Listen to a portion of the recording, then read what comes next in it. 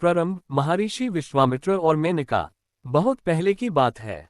महर्षि विश्वामित्र एक महान तपस्वी थे जो हिमालय के एक घने वन में कठिन तपस्या कर रहे थे। देवताओं को ये तपस्या काफी प्रभावशाली लगी, क्योंकि अगर विश्वामित्र ये तपस्या सफल कर लेते तो उनका बल और सामर्थ्य देवताओं को भी पीछे छोड़ देता। इसलिए इंद्रदेव ने अप्सरा मेनका को भेजा ताकि वो विश्वामित्र का ध्यान भंग कर सके। मेनका ने अपनी सुंदरता से विश्वामित्र को मोहित कर दिया। उन दोनों के मिलन से एक सुंदर कन्या का जन्म हुआ जिसका नाम रखा गया शकुंतला। लेकिन विश्वामित्र फिर से तपस्या में चले गए और मेनका स्वर्ग लोक लौट गई। बच्ची को दोनों ने छोड़ दिया। शकुंतला को ऋषि काम्वर ने अपने आश्रम में गोद ले लिया और अपने हाय पुत्री की तरह बड़ा किया। वहीं से शकुंतला का नई कहानी का आरंभ होता है। काम्वर आश्रम में शकुंतला का जीवन। ऋषि काम्वर का आश्रम एक पवित्र, प्राकृतिक और शांत स्थल था जहां शकुंतला पीड़न, फूलों, पंछियों और मुनि पुत्रन के बीच पड़ी होती। शकुंतला बड़ी हाय सुंदर, कोमल और गुणी थी। उसकी सुंदरता प्रकृति के साथ घुल मिल गई थी जैसे कमल तालाब में खिलता है।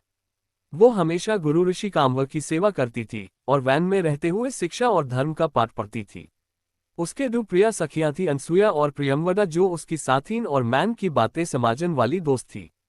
दशयंत से पहली मुलाकात। एक दिन की बात है। हस्तिनापुर के राजा दशयंत, एक महान योद्धा और न्यायप्रिय राजा, वैन में शिकार पर निकले। वैन के बीच जब उनका प्यासा घोड़ा रुक गया तो वो एक जान के पास आश्रम दिखाई दिया।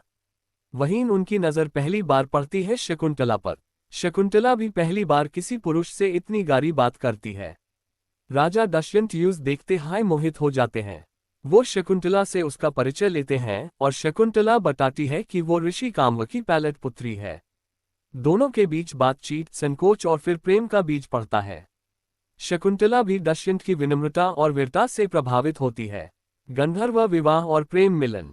ऋषि काम्वर आश्रम के बाहर और दशयंत और शकुंतला के बीच प्रेम इतना गहरा हो चुका था कि उन्होंने गंधर्व विवाह, जो कि मैन, वचन और क्रिया से होता है, कर लिया।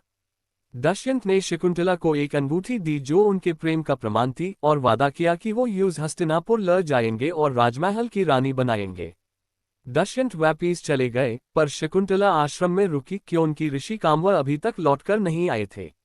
योजक चिन्ह, योजक चिन्ह, योजक चिन्ह। शाप और विस्मृति। एक दिन ऋषि दुर्वासा आश्रम में आए। जैसे जानते हो, दुर्वासा ऋषि का स्वभाव अत्यधिक क्रोधी था। शकुंतला, जो दशयंत की यादों में खोई हुई थी, ऋषि दुर्वासा की भाव पर ध्यान नहीं दे पाए। ऋषि ने इस अपमान को शाप बना दिया। जिस व्यक्ति के बारे में तू सोच रही है वो तुझे याद नहीं करेगा जब तक कोई प्रमाण यूज ना माए। शकुंतला की सखियों ने ऋषि से विनती की और तब दुर्वासा ने अपने शाप में थोड़ा समय मिला। यदि कोई प्रमाण इस राजा के पास होगा तो वो उसकी याद लौट आएगी। लेकिन बात यहाँ तक नहीं रुकी। अंगूठी का खो जाना। शकुंतला अब मां बनने वाली थी। ऋषि काम्वर ने सच्चे जान ली थी और शकुंतला को आशीर्वाद देकर दशयंत के राज्य में भेज दिया। लेकिन रास्ते में नदी पार करते वक्त शकुंतला ने अपनी अंगूठी खो दी, जो कि उसके और दशयंत के प्रेम का एकमात्र प्रमाण थी। दशयंत का इनकार। जब शकुंतला राजमहल पहुंचती है तब राजा दशयंत उससे पहचान से इनकार कर देता है। शाप का प्रभाव था या अंगूठी के बिना उसका मैन इनकार में था। दशयंत उसके साथ संबंध याद नहीं कर पाते। शकुंतला के पास कोई प्रमाण नहीं था, ना अंगूठी, ना कोई गवाह। दरबार में यूज झूठी और धोखेबाज कहा गया। शकुंतला अपमान से टूटी, दुख भरी आंखों से वापिस वैन में लौट जाती है। स्वर्ग द्वार और पुत्र जन्म। शकुंतला एक बार फिर अपने विश्वास और मर्यादा के साथ जंगल में रहने लगती है। कुछ समय बाद उसने एक वीर पुत्र को जन्म दिया जिसका नाम रखा गया भारत। भारत बलपन से हाय शेर से खेलता, बाघ से भिड़ता और वैन के जीवन से मित्रता करता। उसके गुणों ने यूज अन्य सभी बच्चों से अलग बना दिया। अंगूठी का पुनः प्रकट और यादों की वापसी। एक दिन एक मछुआ एक अनमोल अंगूठी लेकर राजमहल आता है जो उसने मछली के पेट से पाई थी। दशयंत अंगूठी देखते हाय समझ जाते हैं और उनकी पुरानी यादें वापस आ जाती हैं। उन्हें सब कुछ याद आ जाता है, शकुंतला, उसका प्रेम, उसका समर्पण, उसका त्याग। दशयंत अपने अपराधों के लिए पछताते हैं और शकुंतला को ढूंढने निकल पड़ते हैं। पुनर्मिलन और परिवार की एकता। दशयंत जंगल में जाकर शकुंतला और अपने पुत्र भारत से मिलते हैं। शकुंतला पहले थोड़ा संकुचित होती है, लेकिन जब यूज दशयंत के आंखों में पछतावा, प्रेम और अपना परिचय दिखता है तब वो यूज माफ कर देती है। उनका पुनर्मिलन होता है और भारत को हस्तिनापुर ले जाया जाता है, जहां आगे चलकर वो चक्रवर्ती सम्राट भारत बना, जिसके नाम पर अपना देश का नाम भारतवर्षा पड़ा। अंतिम संदेश: त्याग, विश्वास और प्रेम की कहानी।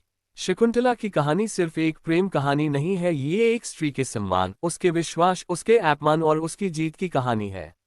ये कहानी बताती है कि अगर प्रेम सच्चा हो तो समय, शाप और भूल भी यूज अलग नहीं कर सकती। मूल संदेश: मॉरल ऑफ द स्टोरी, प्रेम में विश्वास और मर्यादा सबसे महत्वपूर्ण है। स्त्री के त्याग और धैर्य को कभी कमजोर ना समझो। जो भी होता है वो किसी बड़े काम का हिस्सा होता है।